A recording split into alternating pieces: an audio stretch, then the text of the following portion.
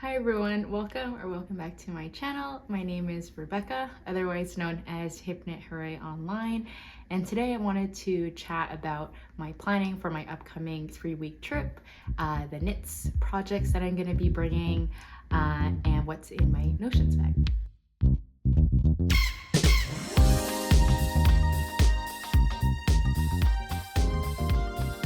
So I'm in a different setup today because I'm dog sitting for the next week or so.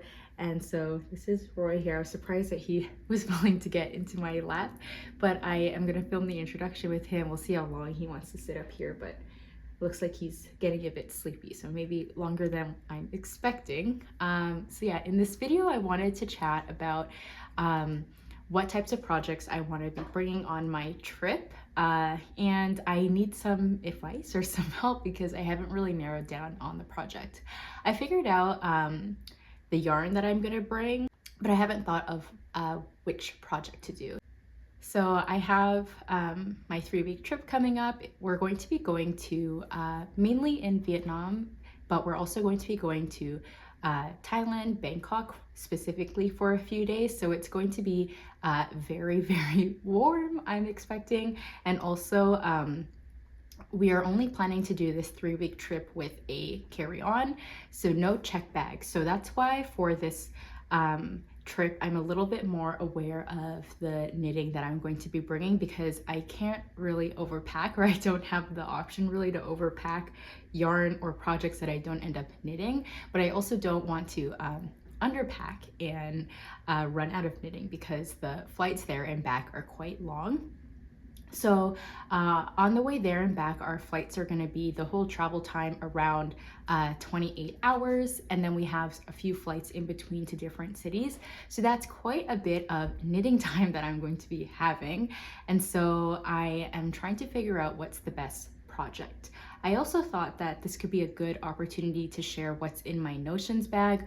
What are knitting tools, I guess, that I really love and can't really live without whenever I'm knitting. And that obviously has to be compacted into a notions pouch that is also safe to travel with on the plane.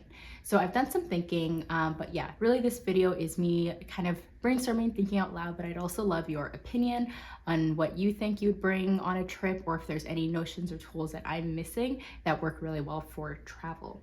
So without further ado, maybe let's get started on the projects. Just going to reach over, grab my iPad. Okay, stayed on my lap. Okay. So yes, for the projects, I want something that is small, but still time consuming because I don't really want to be referencing my phone. I keep my pattern stored on Knit Companion on my phone, and I don't really want to be referencing it every round, just to conserve on battery and also just limit my screen time as well. So I want something that's portable, relaxing, but not too boring. So yeah, I'm trying to strike that balance. So I have the yarn that I'm thinking of bringing. Just shift this chair over that has the yarn. So the first project that I'm thinking, I'm going to be using this yarn here. This is onling number 11, which is 90% superfine merino and 10% cashmere. It's 180 meters for every 25 grams. And this is the shade Alabama. So I actually won this yarn through the Pie Camisole knit along that Creadia studio hosted last summer. And yeah, I have several balls of this yarn. And so the first project that I was thinking of making was actually a second Pie Camisole. So the Pie Camisole is a top-down, I guess kind of a halter neck tank top, and it's knit with fingering weight wool on 2.5 millimeter needles. And the test knit version that I did, I knit a black tank with Knitting for Olive merino in the shade Licorice, and I knit a size extra small. And that tank I love wearing. It's probably one of my most worn knits, but I do find it's a tad bit small. So I think if I were to knit it again, I would either size up the needle size or I would knit the size small. So I was thinking that because I think it's only fitting that since I won this yarn from that giveaway that I would knit a second one with it as it's intended. So I think that that could work for that. I would need about 3 balls of this yarn, and so pretty compact, I think, to store in my carry-on. Won't take up too much space. I feel like this is also a really great project to bring because it's small and portable, but also just the techniques that you're using. So it's mainly stockinette, the body is stockinette, but then you have pretty thick bands of 1x1 ribbing, so it's also going to be time consuming at points. There's a pretty thick 1x1 rib band along the waist at the bottom, and then you have the 1x1 for the armholes, and then also at the top for the neckline. And so I feel like it kind of fits that bill. The only thing is it's knit on 2.5mm needles, and to achieve gauge, I knit mine on 2mm needles last time. I think I would size up to 2.25, but I'm also, spoiler, I'm later going to be talking about in this video a few stock projects that I'm going to be bringing. And so since that's also knit on 2.25mm needle, I just think that I won't get a break in needle gauge. I kind of like how if I have 2 projects that they would be worked on different needle sizes. So that's kind of the only thing, but other than that, it kind of fits the bill. I think it's a great portable project to bring around, and maybe if it's not too hot, if I finish it while on the trip, it's definitely something that I could wear while I'm there. So that was the first project. The second one, also with this yarn that I could do, is the Yoko top by Knitting for Olive. So this is a wrap tank top that's knit with all over 2x2 rib, and it is a sideways construction. I really love the look of this top. This is one of the tops that I saw before I started knitting, and I've always wanted to knit it, but I just never really have been able to. It has these really interesting decorative increases along the bust, which I think create a really cool design, and also it's just functional as well for extra fabric at the top. And I actually tried knitting this in the past. I knit this back in 2022 with Knitting for Olive Cotton Merino, which I think is the intended yarn. I think this yarn is maybe a tad bit thicker than Knitting for Olive Merino, but I think it should still work. But I tried to knit that top a few years ago, and I really struggled with visualizing the increases. So because the top is knit, if I remember correctly, it starts on one side of the wrap top, and then you work increases until you get to the back, and then you do the same thing on the other side, and then you graft the back closed. And so with that construction, and with the decorative 1x1 or decorative 2x2 rib, I was really struggling to understand where those increases should be. I also think it was partly because of my inexperience with knitting, but I also found that the pattern wasn't written in the most clear way. So yeah, it was a few years ago, so maybe if I were to revisit the pattern now, I would have a better time knitting it. But yeah, I really struggled with that. So I think that this project is small. I think I would need 4 balls of this yarn. Maybe I could get away with 3, but I'd probably bring 4 just to be safe. So not too much yarn, and it is portable, but also 2x2 rib is time consuming. So I think it would be a good project for a more monogamous knit over the next few weeks. I could probably make a decent amount of progress on it. Another thing that I mentioned before is I didn't really want a project where I have to keep referencing the pattern so many times, and I found that with this pattern, because of those decorative increases, I would have to reference the pattern quite a bit. So that's another thing, but it is a really stunning project, and if I just bring this on the trip, it would force myself to work on it, and I could probably get a decent amount of it done. And the third project that I'm contemplating with this yarn is the Thin Sweater, or I don't know if I'm saying that right, because at the beginning of this pattern name there's 3 T's, so not sure exactly if I need to emphasize the T's, but yes, it's a Thin Sweater by Wool and Beyond. And so I feel like this project is just like a tried and true good portable project to bring around. It is a sweater, so I would have to bring a few more balls of yarn in order to make it work. I probably have to bring 5 for the size that I'm thinking of knitting.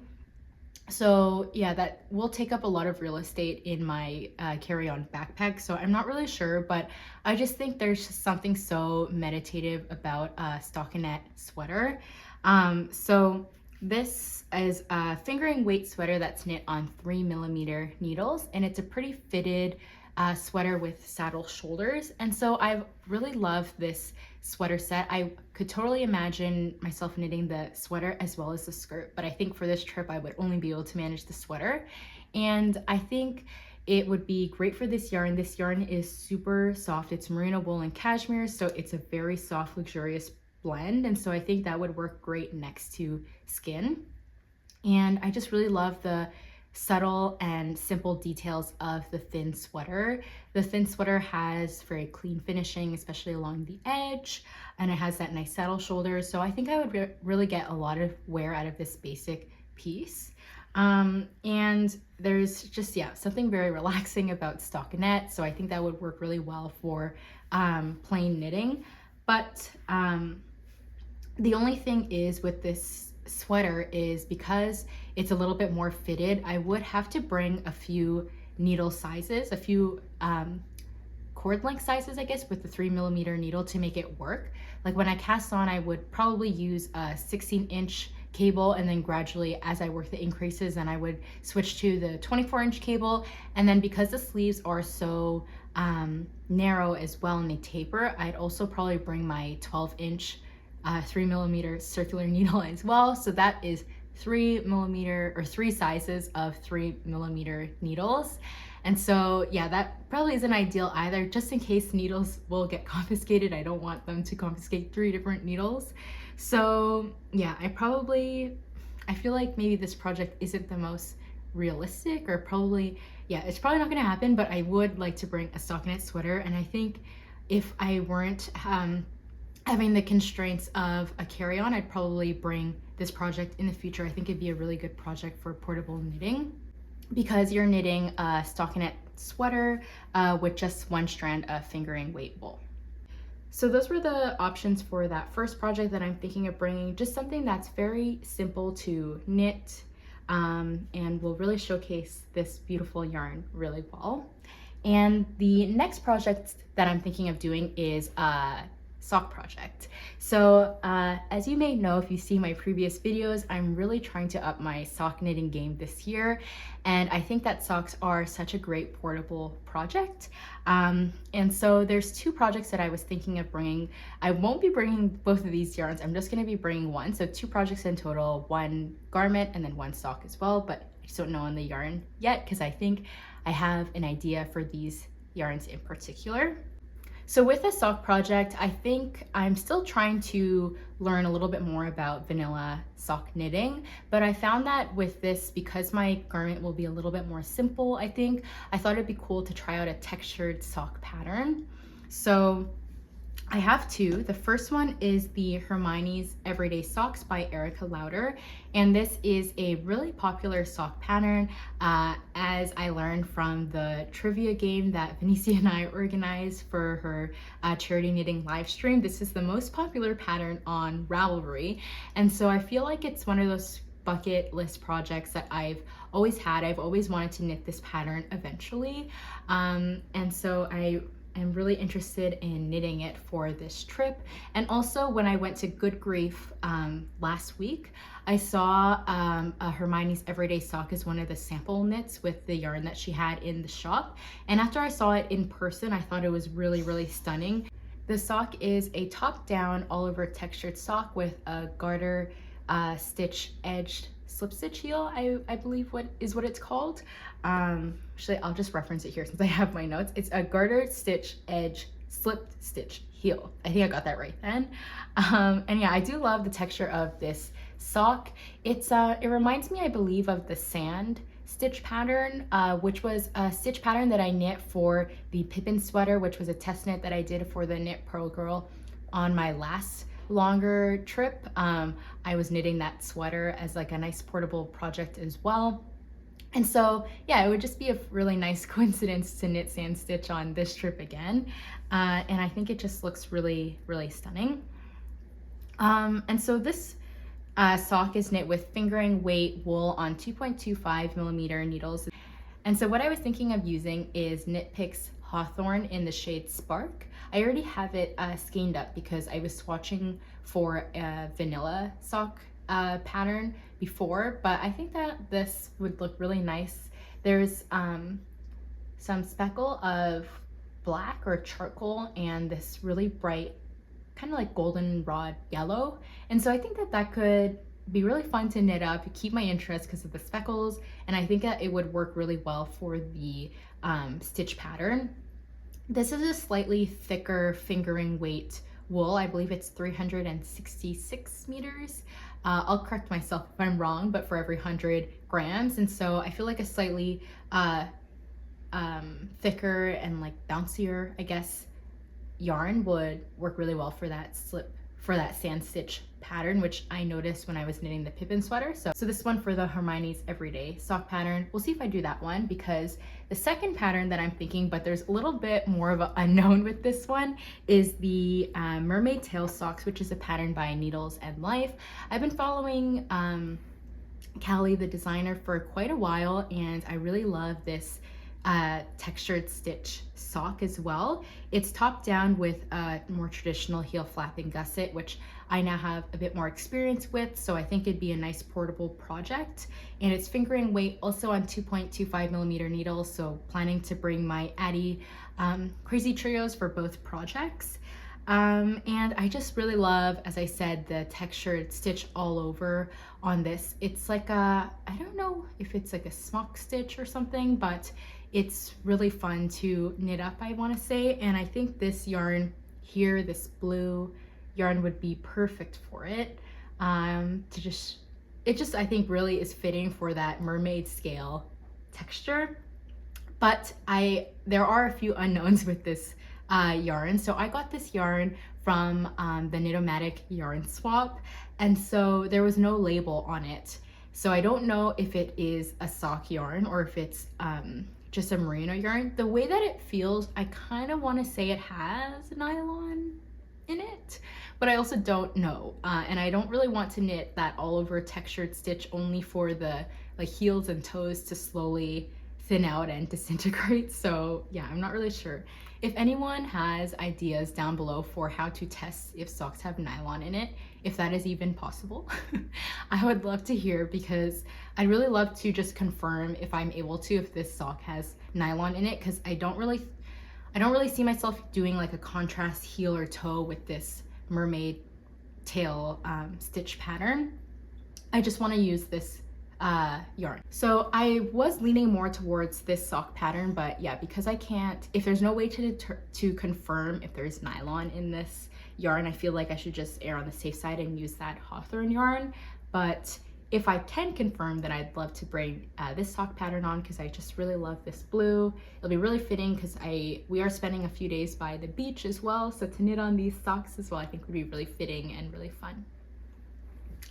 So yes, those were the 5 patterns that I am contemplating on bringing for my trip. I'd love to know down below if you have any projects that you think are really great for traveling. Like I said, looking for something that is small, portable, not too complicated, but also engaging. So I think that there's quite a few projects that do fit that bill, but we'll see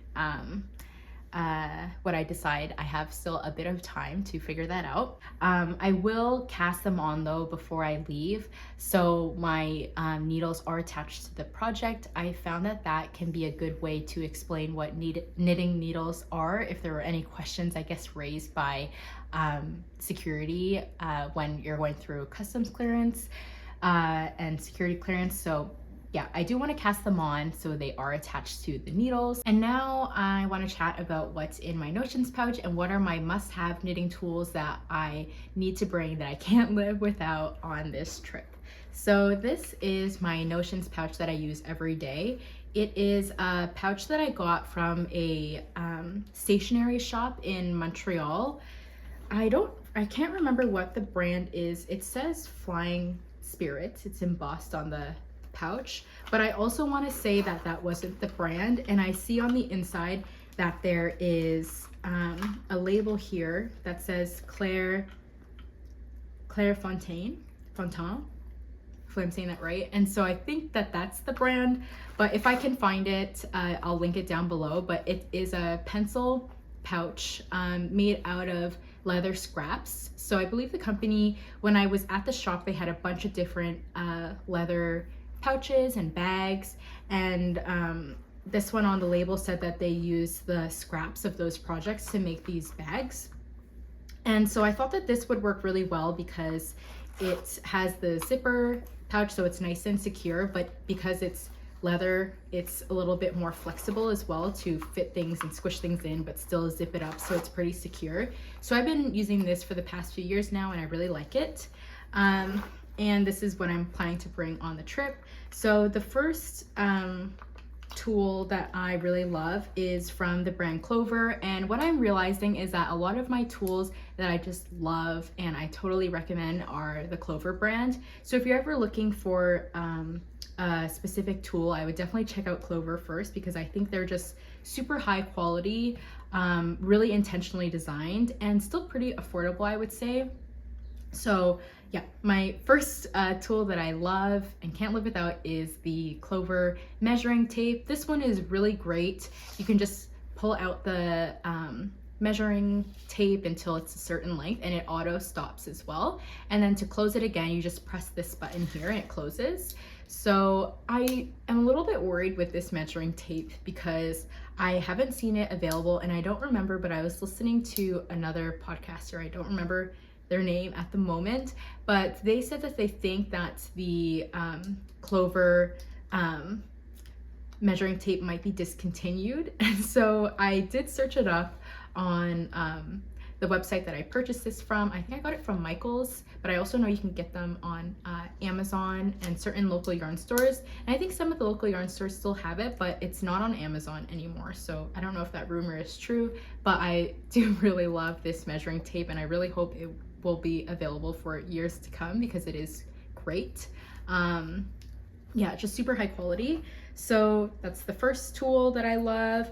The second is Clover Amore crochet hooks. So before knitting, I was a crocheter, and so I have these Clover crochet hooks, which I think are the best crochet hooks on the market. They have the rubber ergonomic handle, but also the hook itself is, I want to say, like a brushed aluminum, brushed steel. It's like a brushed metal, and so it's super smooth and it's still really strong. So I have the whole set because, as I mentioned, I crocheted a lot before. And what I like to do is I usually have two with me that correspond with the projects that I'm working on. So I have the 6mm crochet hook, and then a thinner 2mm one. I'll probably switch it out before I leave, so I don't have the exact size here. But yeah, it usually just corresponds with the project that I'm working on, and I use them to pick up drop stitches, or if I ever notice there's like an uneven stitch, or if I'm knitting with mohair and a fingering weight wool and I didn't catch maybe the mohair and it's loose, I'll ladder back down and I'll pick up the stitches again with the crochet hook. It's just so much easier to use rather than using your knitting needle. So yes, I always have one on the go. Crochet hooks also work really well for picking up stitches. Whenever I am picking up stitches for the collar, or let's say I do like a drop shoulder and I have to pick up stitches all the way along the armhole, I will also use a crochet hook to pick up the yarn, and then I place it on my knitting needle. It's also just a lot easier because the yarn just catches on the hook rather than on the needle. So yes, I always carry these around, and I do love, again, the Clover brand. The next tool that I have is another Clover tool. These are the 3 Clover tools that I have, but as I mentioned, I think they're really high quality and they're not too expensive, but once you do invest in them, I find you don't really need any other brand. So this is the, I believe it's called Chibi bent tip darning needle. And so it is a little bit thicker, but I still found that it works for all of my projects. Even when I'm knitting, for example, like socks or that pie camisole, which was knit on a very small needle size, I find that this still works really well. It has a very similar feel to the crochet hook, kind of like a brushed metal, and so it's very smooth, and also it has that bent tip, which I think is just so handy. It really makes weaving in ends pretty simple and quick. So yes, I really recommend this one, and I always carry it around. I still think that it's blunt enough too where it won't really raise any suspicions or questions. So yeah, I really like this brand. And then the next two things that I have in this Notions bag are for whenever I put stitches on hold, which I'll definitely need for some of these projects. So the first is I have the, it isn't a barber cord, but it's the same concept. I got this from Michael's. It's called Pony Bead Lacing, which is a hollow plastic tube. And I do have the Knitting Barber cords. I have a white version of them, and I do really like them, but I found that this one is a little bit more like rubbery or sticky, so it actually sticks to the needles a lot easier. I found that sometimes with the Knitting Barber cords, they can tend to fall off the cord while I'm still putting stitches on, so these ones stay a lot more secure. The only thing is they are a little bit thicker, I guess, and so when I'm working on a smaller needle size, like with socks, this might be a little bit too thick. So I have another thing that I use for that, but I do really like these cords, and the one from Michael's, the Pony Bead Lacing, there's a lot that comes in that package. So once you get it once, you can cut it to different lengths, and you can even share it with friends. Like I had a lot of excess, so I ended up giving it to some of my knitting friends as well, and I still have leftovers. So if you know other people, you can just purchase some and then yeah, cut to the length that you want, and then you're good with try on tubing. So I usually keep one in my Notions bag because I might need it if I'm ever putting stitches on hold. And I find that the Knitting Barber case that it comes in is a little bit too thick. So what I do is I just I might have demonstrated it without even realizing, but I just like wind it up like this. So once I roll it up into the size, I'll just use this hair clip and then clip it together, and it usually stays pretty secure in the Notions bag, and then I always have one whenever I need. And then if I ever need more cord or spare yarn to hold stitches, is I just keep the leftover Lang Yowel. Hopefully I'm saying that right. Someone had mentioned in my last video how to pronounce this properly, so yes, my apologies for mispronouncing it before, but Lang Yowel reinforcement thread that always comes with the yarn.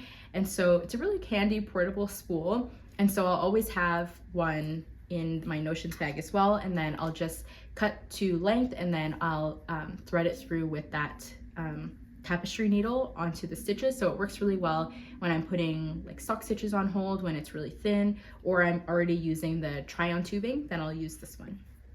And I have two more things in this Notion bag. The first is my stitch markers. So I just like to store a little pile of stitch markers, and I hold it on a small carabiner clip.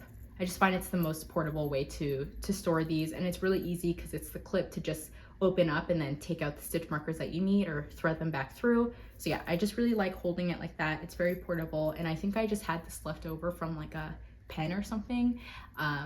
So yes, very easy to store. And then I use two different types of stitch markers. The first is a light bulb stitch marker, which is those really thin ones that I think are mostly meant for like clothing tags, I guess. And they open up like that. So they work really well when you use them as stitch markers to count rows, or if there's certain points of the project where you want to mark the row. I'm thinking like if I were to do raglan increases, or for the socks, like counting the number of rows, I'll just use these ones. And then the other ones that I use are a little bit more, I guess, like fancier ones. They're the fixed or locked, I guess, stitch markers that just are attached onto a little round marker, a round ring. And this one is really thin. I actually make a lot of these. I used to make jewelry before I knit as my main hobby, and so I found that making stitch markers were kind of like a fun hobby where I can still use my jewelry making tools, but for knitting now. So I made this stitch marker, which I really like. So yeah, making stitch markers are really fun, and I do really like them to decorate my work. They make the knitting process really fun. So yeah, I just have a few that I have made, and so they also are very personal. They mean a lot to me, and I have them on the carabiner hook here. And the last thing that I have in this pouch is normally my scissors. So this is the one that I usually carry. It's the Westcott brand. It's just an office supply company, I believe. And these scissors are, I don't really know what they're for, but they're the, like, short portable ones.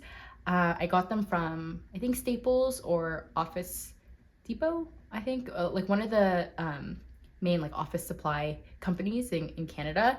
So I usually have that I carry around. However, I am worried that they may be confiscated. I know that for Air Canada, at least when I searched up the blade size that you can bring, this is shorter than the blade size. I think it's like 2 inches or 3 inches. So this would work, but I just worry in the future that it may be confiscated and I don't want to have to repurchase them. So I saw Millie of Millie is Making on one of her Instagram stories left a really helpful tip to carry dental floss as your tool to cut yarn. So I haven't tested it out yet, but you know how dental floss has this little perforated edge here, I guess, that you can cut the floss with. I think that may work as well, and it is a little bit less suspicious to security agents. So I think, since I'm knitting with mainly fingering weight wool, I think if you were to use like worsted, this may be a little bit more challenged to cut the yarn, but with fingering weight, I think it should be no problem. So I'm gonna test it before I leave, but that was a great tip. So I'd love to thank Millie for suggesting that. And it fits in the Notions pouch. So I think I'm just gonna leave my scissors at home and then bring this with me in order to be able to cut my yarn. I know that with some fingering weight yarns, you can just pull them pretty hard and they'll just break, but so, I don't want to take that risk in case I maybe pull it in the wrong place, or I don't know. It's just easier if you have something to be able to cut it more cleanly. And so I'm thinking that dental floss is going to work.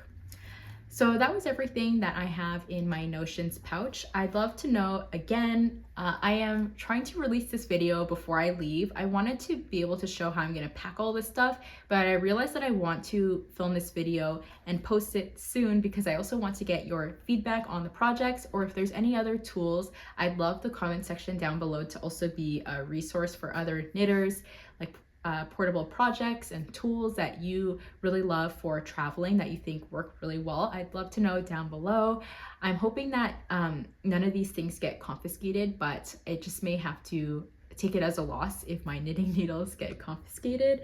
But other than that, I'm going to try my best to pack things that are going to work really well for the trip. So yes, thank you so much for watching. Thank you so much if you reached this point in the video, and let me know in the comments any of the ideas that you have. All right, I'll see you in my next video. And I'm really surprised that Roy stayed on my lap this whole time. I don't know if he's been sleeping or not, but yes, maybe we'll go take him for a walk now. So yeah, I'll see you in my next video.